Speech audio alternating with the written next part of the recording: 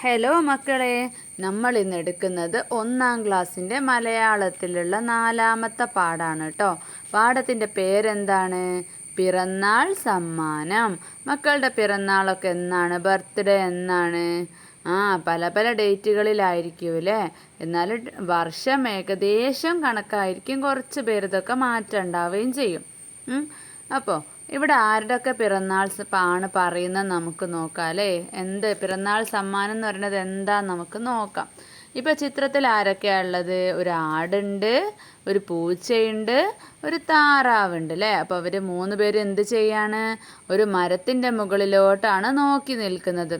അതിൽ താറാവ് എന്തോ ഒന്ന് ചൂണ്ടിക്കാണിച്ചുകൊണ്ട് പറയാണ്, അതാ ആ മുത്ത് എനിക്ക് വേണം അല്ലേ. ഒരു മുത്ത് പോലൊരു സാധനം ഉണ്ടല്ലേ മരത്തിൻ്റെ മുകളിൽ. അതാ ആ മുത്ത് എനിക്ക് വേണമെന്ന് പറയാണ്. ഇപ്പുറത്തായിട്ട് ആരൊക്കെയാണുള്ളത്? ഒരു നായയുണ്ട്, കോഴിയമ്മ ഉണ്ട്, അതുപോലെ ഒരു കുഞ്ഞിക്കിളി ഉണ്ട് അല്ലേ. അപ്പോൾ നായക്കുട്ടി ചോദിക്കുകയാണ്, ഇതെന്തിനാണ് എന്നല്ലേ, എന്തിനാണിത് ചോദിക്കുകയാണ്. അപ്പം കോഴിയമ്മ പറയൂ, അമ്മുക്കിടാവിന് പിറന്നാൾ സമ്മാനം നൽകാനാണ് എന്നല്ലേ. അപ്പോൾ ആരുടെ പിറന്നാളാണ്? അമ്മുക്കിടാവിൻ്റെ പിറന്നാളാണ് അല്ലേ. ഇതെല്ലാം കേട്ടപ്പോൾ പൂച്ച നാരകത്തിൽ കയറി. നിറയെ മുള്ളുകൾ. പൂച്ച വീണു. പൂച്ച എങ്ങനെയാ വീണത്? തട്ടിമുട്ടി തടിനോ പൊടിനോ താഴെ വീണു അല്ലേ. അതിൽ ആ ഒരു ചെടിയിൽ നിറയെ മുള്ളുകളാണ് ചിത്രത്തിൽ കണ്ടില്ലേ. അതിൻ്റെ ഒരു മുള്ള് പൂച്ചയുടെ കൈക്ക് ഒരൊറ്റ കുത്ത്. അങ്ങനെ പൂച്ച എങ്ങനെയാ താഴോട്ട് വീണത്? തട്ടിമുട്ടി തടിനോ പൊടിനോ താഴെ വീണു അല്ലേ. അപ്പം എന്തേ, ഈ പൂച്ചക്ക് വിഷമമായി. അത് പറിക്കാൻ പറ്റിയിട്ടില്ലല്ലോ എന്നല്ലേ. വിഷമമായി അല്ലേ. അമ്മുക്കിടാവിന് പിറന്നാൾ സമ്മാനം കൊടുക്കണ്ടേ. അപ്പം അത് കിട്ടിയില്ലല്ലോ എന്നല്ലേ. അങ്ങനെ അത് എടുക്കാൻ പറ്റാതെ എല്ലാവരും വിഷമിച്ച് നിൽക്കുകയായിരിക്കും. അപ്പോഴാണ് ആട് വിളിച്ച് പറയുന്നത്, അതാ ആ മുത്ത് പൊട്ടുന്നു എന്നല്ലേ. അപ്പം അതൊരു മുത്താണോ? അല്ല അല്ലേ. ഒരു പൂമ്പാറ്റ വിരിയാറായിട്ട് നിൽക്കുകയിനി. അപ്പം അതിൻ്റെ ഉള്ളിൽ നിന്ന് നല്ല ഭംഗിയുള്ള ഒരു പൂമ്പാറ്റ പുറത്തേക്ക് വന്നു. എല്ലാവരും അത് തന്നെ നോക്കി നിൽക്കുകയാണ്. എന്നിട്ട് പൂമ്പാറ്റയെ നോക്കി എല്ലാവരും കൂടെ ഒരു പാട്ട് പാടുകയാണ് അല്ലേ. പകരം ചേർത്തു പാടാം. ചേലുള്ള പൂമ്പാറ്റ വട്ടമിട്ടു പറന്നല്ലോ, മുത്തമൊന്നു കൊടുത്തല്ലോ, അമ്മുവിനുമ്മ തേനുമ്മ. എങ്ങനെയാണ് മക്കൾ? ഒന്നുകൂടെ ഒപ്പം പാടിക്കേ. ചേലുള്ള പൂമ്പാറ്റ വട്ടമിട്ടു പറന്നല്ലോ, മുത്തമൊന്നു കൊടുത്തല്ലോ, അമ്മുവിനുമ്മ തേനുമ്മ. ഇനി ഇവിടെ വിട്ട ഭാഗത്ത് മക്കൾ പകരം വാക്ക് ചേർത്ത് എഴുതണം. ചേലുള്ള പൂമ്പാറ്റ എന്നുള്ളത് നമുക്ക് എന്തെഴുതാം? ചന്തമുള്ള പൂമ്പാറ്റ വട്ടമിട്ടു പറന്നല്ലോ, ഉമ്മയൊന്നു കൊടുത്തല്ലോ, അമ്മുവിനുമ്മ തേനുമ്മ. മക്കൾക്ക് ഇഷ്ടമുള്ളത് ചേർത്ത് പാടാട്ടോ. ഇനി ഇവിടെ കുറച്ച് ചിത്രങ്ങൾ തന്നിട്ടുണ്ട്. ഈ ചിത്രങ്ങൾ എങ്ങനെ വരച്ച ചിത്രങ്ങളാണ്?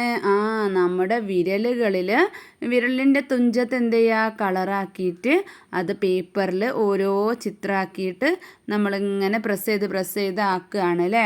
അപ്പോൾ ഇതിൽ നാം വളർത്തുന്നവയെ കണ്ടെത്താനാണ് പറഞ്ഞിട്ടുള്ളത്. അപ്പോൾ ഏതൊക്കെയാണ്? നായ വളർത്തുന്നതാണ്, പൂച്ച വളർത്തുന്നതാണ് അല്ലേ, പശു വളർത്തുന്നതാണ്, ചെടികളും നമ്മൾ വളർത്താറുണ്ട്.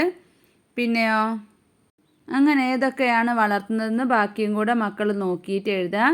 പിന്നെ നമുക്ക് ഇതുപോലെ വരച്ചാലോ എന്നാണ് ചോദിക്കുന്നത്. അപ്പം നമ്മൾ കയ്യിൽ പെയിൻ്റ് ആക്കിയിട്ട് സ്കെച്ചൊക്കെ ആക്കിയിട്ട് ഇങ്ങനെ ചെയ്ത് നോക്കുക കേട്ടോ. ഇനിയൊരു കഥയാണ് കേട്ടോ, ഒരു കുഞ്ഞു കഥയാണ്. കഥയുടെ പേരെന്താണ്? കിനാവ്. കിനാവ് എന്ന് പറഞ്ഞാൽ എന്താണ്? സ്വപ്നമാണ് അല്ലേ. നമ്മളിങ്ങനെ സ്വപ്നത്തിൽ പലതും ഉറക്കത്ത് കാണലില്ലേ, അതിനെയാണ് നമ്മൾ കിനാവ് എന്ന് പറയുക. പിന്നെ ഉണർന്നിരുന്ന് കാണുന്ന കിനാവുകളുണ്ട് അല്ലേ. അപ്പോൾ എന്താണ് ഫസ്റ്റ് ചിത്രത്തിൽ ഒരാടിനെ ഇങ്ങനെ പിടിച്ച് നിൽക്കുന്നതാണ് അല്ലേ. അപ്പോൾ എന്താണ്? ഒരു കർഷകന് ഒരു ആടുണ്ടായിരുന്നു. എന്നും ആ കർഷകൻ ആടിന് തീറ്റ കൊടുക്കും. ഒരു നാൾ അയാൾ ആ ആടിനെ വിറ്റു. ഒരാൾക്ക് വിറ്റു. അന്ന് രാവിലെ അയാൾ ഒരു കിനാവ് കാണുകയാണ്, ആട് തിരികെ വന്നെന്ന്. അങ്ങനെ അയാൾ രാത്രി ഉറങ്ങാൻ കിടന്ന സമയത്ത് ഒരു കിനാവ് കാണുകയാണ്. അയാളുടെ ആ വിറ്റ ആട് തിരികെ വന്നെന്നല്ലേ. നല്ല സ്നേഹത്തിൽ നിൽക്കുമ്പോഴായിരിക്കില്ലേ വിറ്റിട്ടുണ്ടാവുക. അപ്പോൾ അയാൾ ആടിനെ തന്നെ ചിന്തിച്ച് കിടന്നിട്ടുണ്ടാവും, അതായിരിക്കും ആട് തിരിച്ചു വന്നെന്ന് സ്വപ്നം കാണുകയാണ്. പിറ്റേന്ന് വാതിൽ തുറന്നപ്പോൾ ഞെട്ടിപ്പോയില്ലേ, ആരാണ് മുന്നിലുള്ളത്? ആ, ആട്.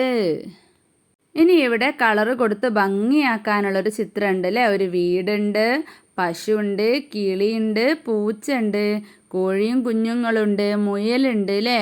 ഒരുപാട് ചിത്രങ്ങളുണ്ട്. പിന്നെ താഴെ എന്താണ്? 3 കുട്ടികൾ ഫുഡ് കഴിക്കുന്നതുണ്ട്. ഒന്നാമത്തെ ആൾ എന്താണ് കഴിക്കുന്നത്? മുട്ടയാണ് അല്ലേ. ബുൾസൈ ആക്കി കഴിക്കുന്നുണ്ട്. പിന്നെയോ രണ്ടാമത്തെ ആൾ പാല് കുടിക്കുന്നുണ്ട്. മൂന്നാമത്തെ ആൾ ചിക്കനാണ് അല്ലേ കഴിക്കുന്നത്. അപ്പം ഇതൊക്കെ നമുക്ക് ആരാണ് തരുന്നത്? മൃഗങ്ങളാണല്ലേ. കോഴി നമുക്ക് മുട്ട തരുന്നുണ്ട്, പാല് തരുന്നത് പശു, ആടൊക്കെ പാല് തരുന്നുണ്ട്.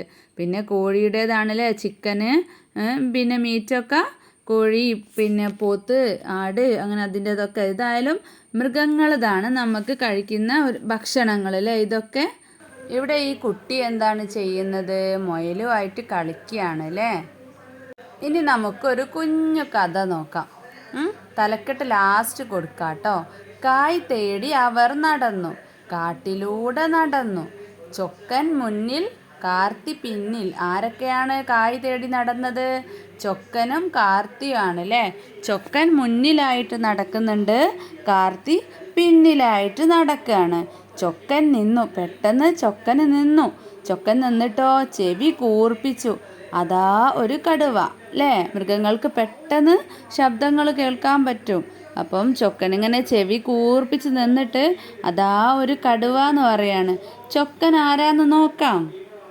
അതാ ചൊക്കൻ എന്ന് പറയുന്നത് ആ ഒരു നായയാണ് കേട്ടോ. പിറ്റേന്ന് ചൊക്കൻ വന്നു, ചൊക്കൻ വിളിച്ചു, കാർത്തി പിന്നാലെ പോയി അല്ലേ. ചൊക്കൻ വിളിച്ചപ്പോൾ കാർത്തി പിന്നാലെ പോയി. അതാ മരച്ചുവട്ടിൽ കുട്ടുറുവൻ കിളി. കാർത്തി എന്ത് ചെയ്തു? ആ കിളിയെ എടുത്തു, വെള്ളം കൊടുത്തു. എന്നിട്ട് കിളി പറന്നുപോയി. ചൊക്കൻ വാലാട്ടി. അപ്പം നമ്മളെ തേനീച്ച പറയാണ്, ചൊക്കൻ ആള് കൊള്ളാമല്ലോ. അപ്പം നമുക്ക് ഈ കുഞ്ഞു കഥക്ക് എന്ത് പേര് കൊടുക്കാം? എന്ത് തലക്കെട്ട് കൊടുക്കാം? ചൊക്കനും കാർത്തിയും എന്ന് കൊടുത്താലോ?